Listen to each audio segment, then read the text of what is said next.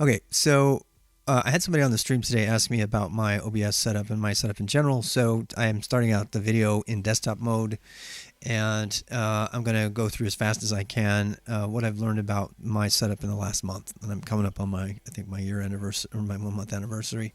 So I haven't been doing this for very long, but I really dove into it, and with both feet, I guess is the word, and learned a lot along the way. In fact, in the process, I've had to reinstall Linux a couple times, not because of this directly, but every time I've had to reset up some things. So I'm going to run through some tips real quick about how to do that. So first of all, I want to start out with just OBS itself. So here I have OBS down in the corner. I'm going to bring it up in the front. I've right-clicked here and I have always on top set. I have an IRC client that's logged into several streams. I have your Scream stream. He's at dinner right now, but I was just on his. And you can monitor several channels at the same time very easily for new information. Not to mention adding Freenode or Linux Mint. And HexChat comes on Linux by default. I should probably say that my operating system is Linux Mint Cinnamon because I prefer an operating system that's less difficult to set up and just works, and that's the case with Mint. I'm not against Arch or any of the others. I just don't think they're my thing, nor are they for most beginners. So we have IRC over here. We'll talk about IRC, but I've got a theme going on to keep it dark. It's also set to always on top. The other applications I have are just really briefly. I have a full-screened Firefox. So there we go. There, Firefox I found is the only application the only web browser that will work with Xcompositor. So when you're doing your sources, we'll come back to this, but when you're going to a scene, I'm going to switch out for a second, and you can see that Firefox is the only one that works. I'll show you, but if you add Brave, which is my browser of choice, it does not work. But that works out in the end because I'm able to use Brave for one purpose, provided I have enough RAM, which I tend to run out of on this little guy. But it also means that I can have Brave running. So I'll just show you. Look at my Brave. Here it is. I use Brave as my stuff that I don't want people to see. It's where I run my Stream Manager when I'm running it. With the IRC and the OBS on top now, I no longer need a Stream Manager or even a separate machine for monitoring because I can see exactly what's going on, which is really nice because I'd rather just pop on the stream and then have to turn the lights on or whatever rather than have to set a bunch of stuff up. I'll talk about the hardware and stuff in my studio at some point later. I'm sure there's a lot of people who have better ideas about how to do that than I, but I'll talk about that later. So I have OBS of course running.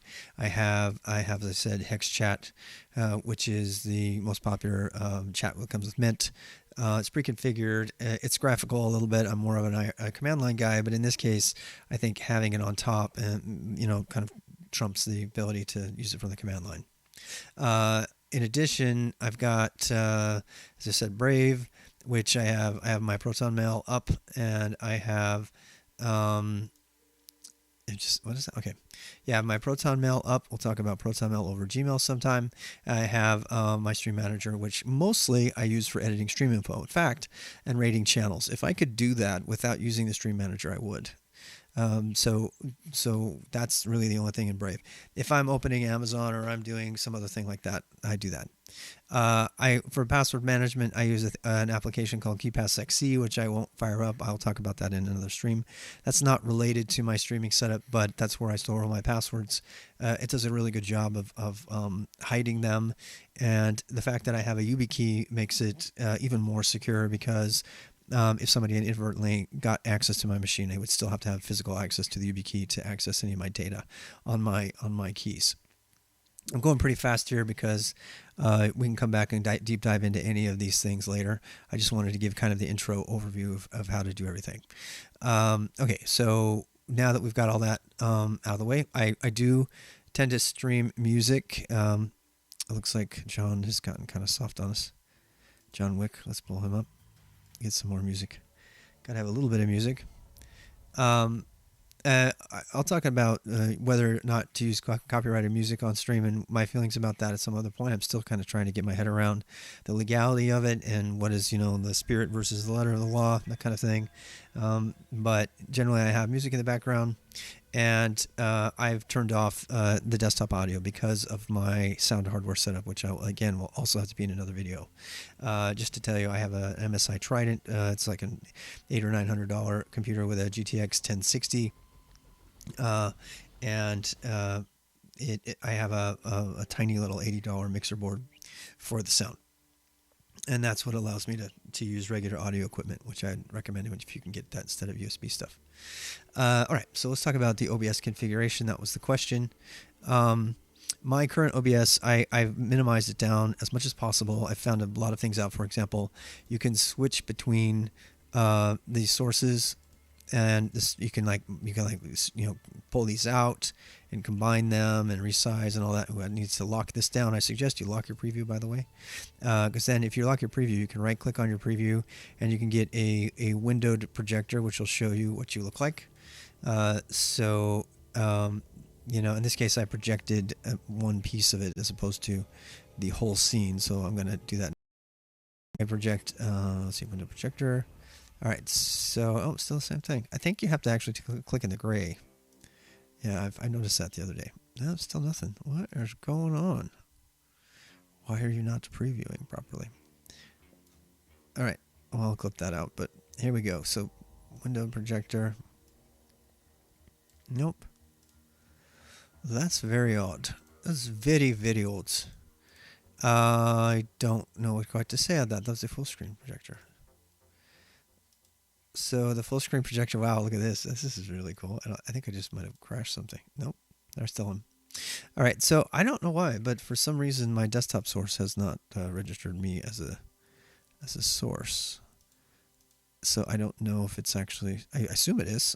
So this is actually one case where you really would want to go look at your stream and see if it's there. So I'm looking at yeah, so I'm looking at myself and I'm there I am. And all right, so yeah, I don't know what's up with that previewer. It seems I wonder if it's because I locked it in a different way. Let me figure this out. So yeah, okay, let's try that. Let's lock that. Lock preview. Okay, so then window to preview. Wow, that's interesting. Okay, I learned something there. So what was going on with that is that's interesting. So when it's locked, when you lock it, if it's selected on one thing, then all the previews will be of that thing only. So if you click off and then lock without anything selected, preview is currently disabled. Enable preview. Well, I guess I turned it off. Okay, so I'm going to do right click lock preview, and now when I do right click windowed preview, I get, and you can use a full screen, I get the whole thing. That's really fascinating. I didn't realize that was the thing. In the past, I guess I've always done it.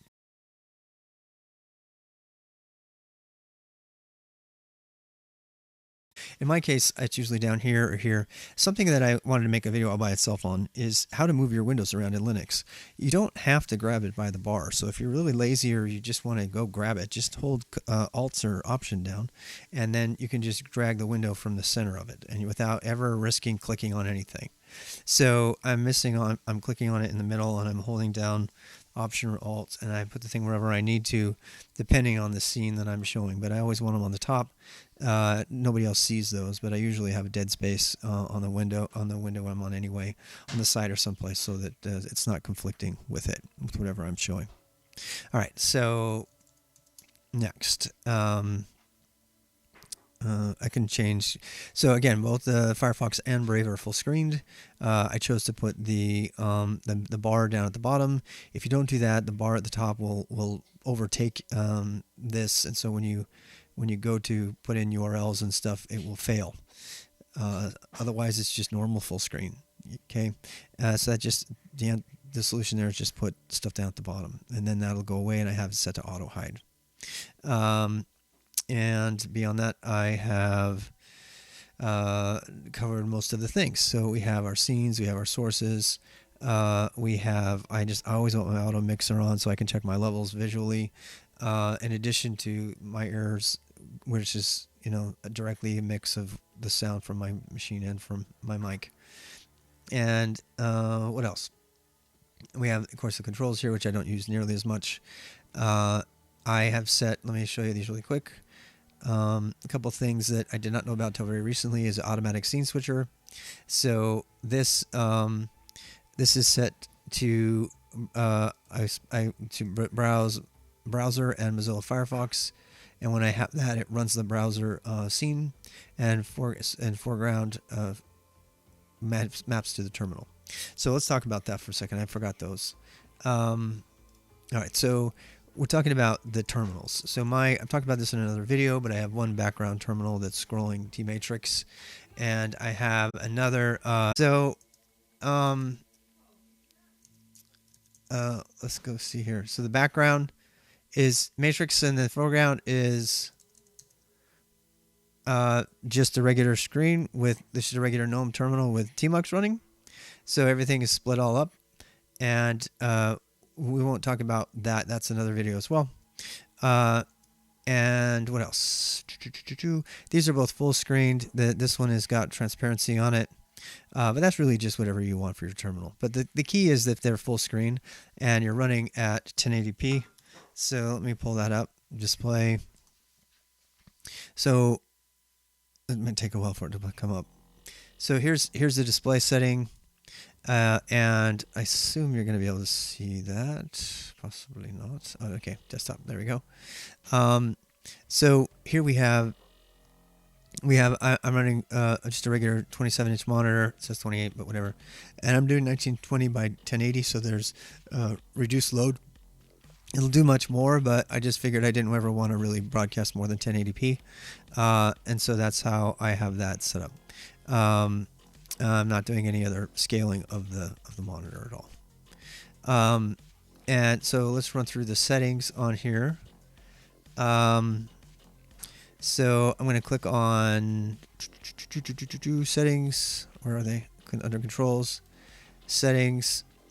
I just ran through the auto thing that just decided all my settings and accepted them. And I've had people tell me to turn down the FPS or whatever, and I just decided to accept the standards, and it's never been a problem. And I haven't had anybody report it as a problem. So under stream, we have just the regular Twitch stuff. The output, this is all it picked up by its own. Hardware NVENC. If you don't have hardware NVENC for some reason, you can't really stream. You'll be trying to do it from software, which I did on another Linux machine that didn't have its video card correctly set up, so that's a bad no.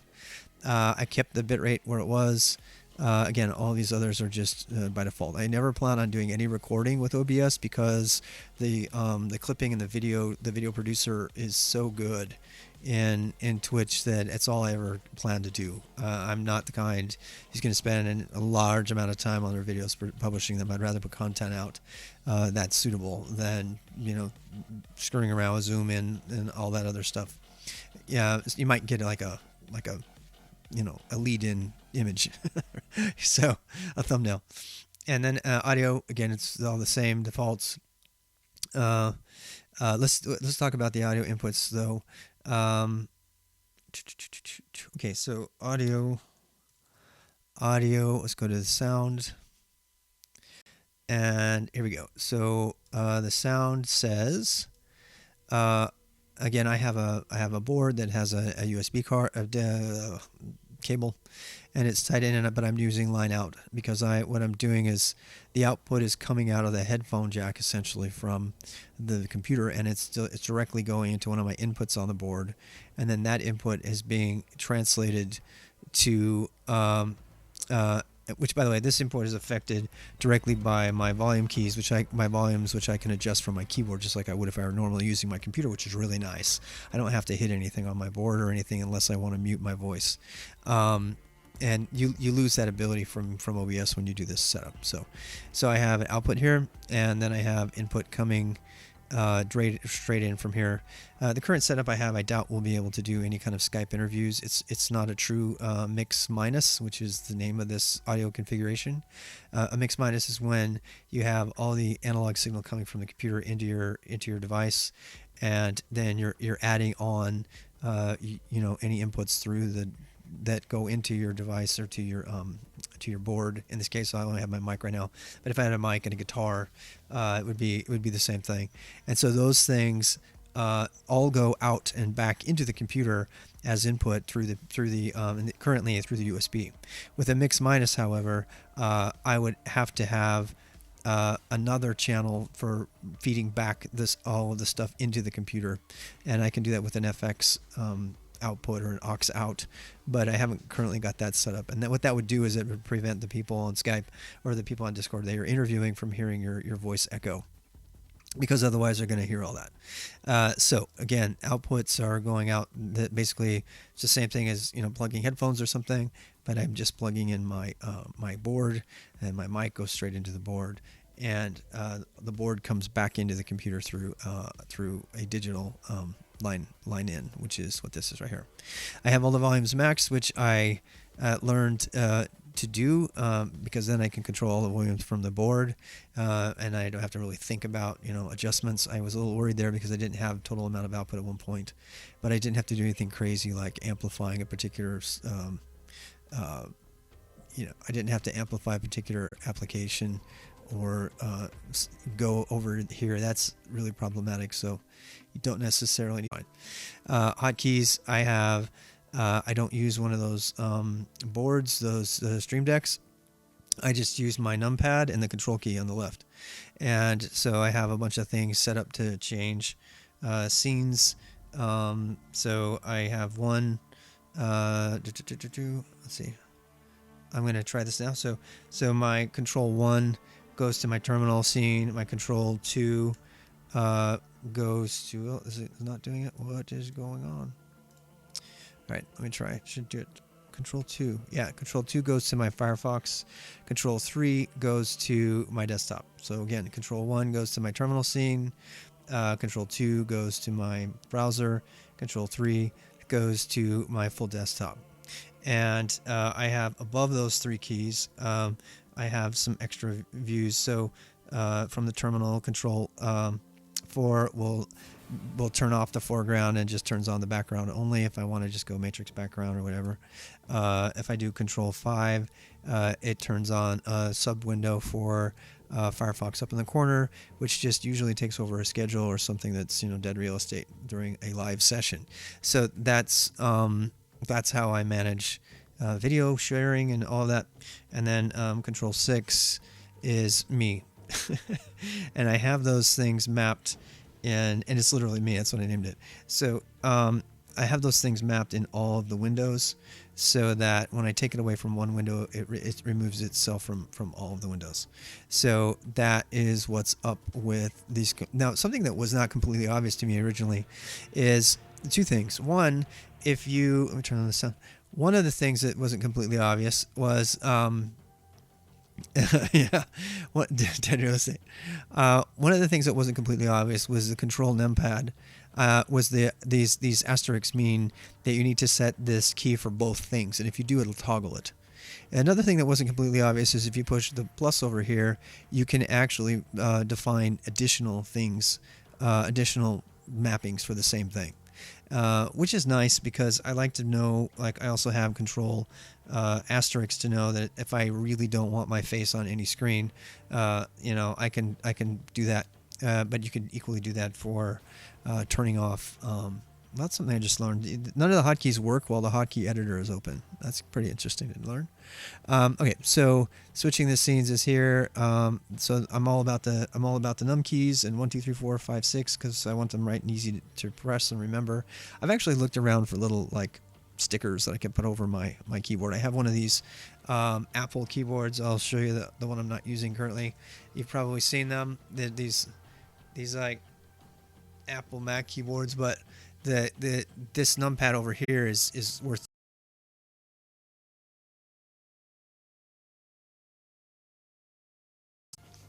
And I really like it because of the extra numpad. I don't have to. It's even closer than a you know, whatever $50 Stream Deck would be. All right, advanced. I don't have anything set under advanced, and I never will probably. The reason I liked to have so many, I use painter's tape for my hotkeys. Really? gonna have to go look at that. Thanks for the input. Is that an app or a joke? Painter's tape. Isn't it called Stream Deck? There's a thing called a Stream Deck, which you can. It puts like fun little digital high res buttons that you can push that'll change all your scenes for you. I think it's a waste of money, but a lot of people have one. I mean, I only have like 3 or 4 scenes and modifications, and so I never need more than 6. And by the way, I would rather have them be right next to my keyboard, you know, so my hand can reach the whole thing. I'm not a good streamer yet. I've been, but I believe I'm finally getting set up so that I can more adeptly change between scenes and stuff. Right. So here I am. See, look, wow, I'm like moving up in the world or something. So yeah, here it is. I have a Stream Deck too, but I mainly use it for work. Okay, that makes sense. I mean, I can see some applications for it, particularly for gamers, or if I've seen people have multiple cameras, and I've got an extra leftover camera or two that I'm eventually gonna set up. One pointing outside, one pointing to our whole studio here, and when I have that, I imagine I might find value in that. But I still got 1, 2, 3, 4, 5, 6, like 9 or 10 non-map things, and I can just Control Shift instead of Control, and I got another 12. So I don't see myself ever buying a Stream Deck. It's not so much that I'm cheap. It's just this is more efficient for me. Anyway. Okay. So, what are we talking about? So we went through the settings. The biggest thing of all, if you are a Linux or especially Ubuntu streamer, is you have to do NVIDIA right. And so to do that, I push Command to pull up my search bar. I'm going to type NVIDIA and get the NVIDIA X server settings. This comes as a proprietary drivers. Is only available from the proprietary drivers, so you can't really do this well, I believe, unless you choose for the proprietary driver install, which is a pain in the butt. But especially with UEFI, but we won't talk about that right now. I'll just know it's not easy, but you have to have it. But here's the one thing you really have to have. So you really have to have this setting here. It's under OpenGL. So here's the setting: sync to VBlank and allow flipping. So would this be GNOME specific or Linux across the board? Well, I've determined so far, having talked with Scream and a bunch of others, at least one other, that no, it's specific to Ubuntu. And the problem isn't just for OBS streaming, it's for lots of things. And if you don't know what I'm talking about, you usually will see like a line that just kind of like updates very slowly through the page.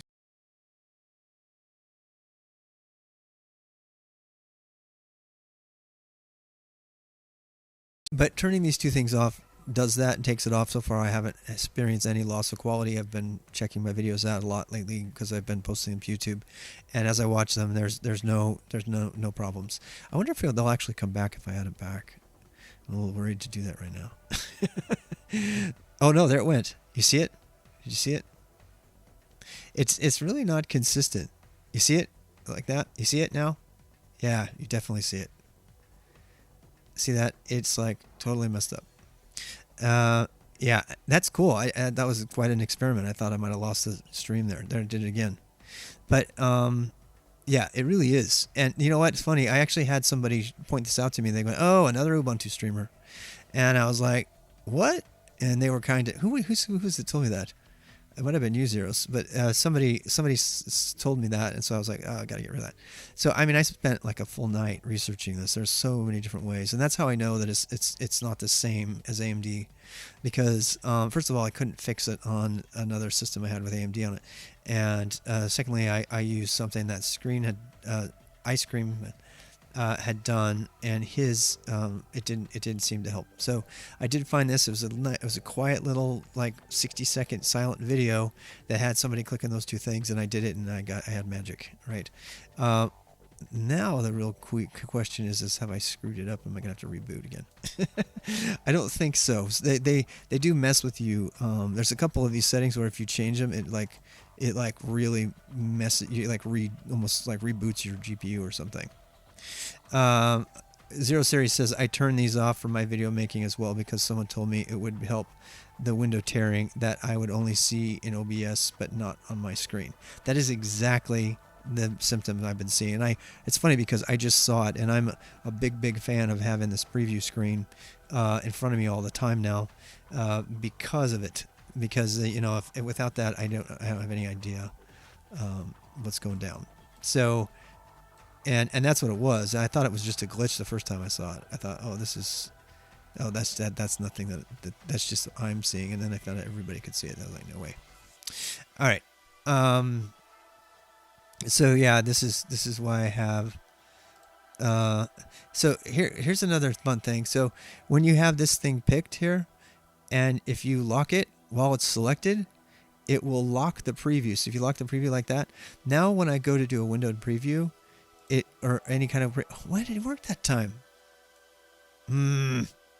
Well, whatever. That's the way it's supposed to work. So if you need a bigger preview for some reason, you can do the window preview. If you do, I'm trying to do, okay, you can resize the preview. If you want to do full size preview, you just do full screen and pick it, and then it's your whole screen. Oh my gosh. Oh my gosh. Did you see what just happened? That's got to be one of the coolest effects I've ever seen. And it was completely on accident. So what I did, do you want to quit? Yeah, I want to quit. Okay.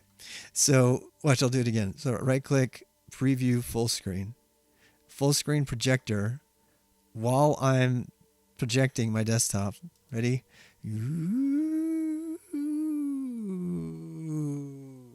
Whoa. Oh my gosh. I hope that gets recorded that way. That's awesome. Close. Okay. Wow. It's like some 70s special effects there. It's like, okay, are you ready for hyperspace? Wait. Actually, I put my...